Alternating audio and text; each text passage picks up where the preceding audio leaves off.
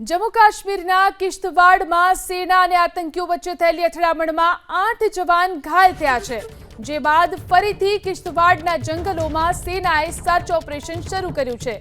સેનાના અધિકારીઓ મુજબ સેનાની જમ્મુમાં તૈનાત વ્હાઇટ નાઇટ કારે આતંકીઓ સામે ઓપરેશન ત્રાસી એક શરૂ કર્યું છે, જેનો હેતુ જંગલમાં છુપાયેલા આતંકીઓને શોધવાનો છે અને તેમનો ખાત્મો બોલાવવાનો છે।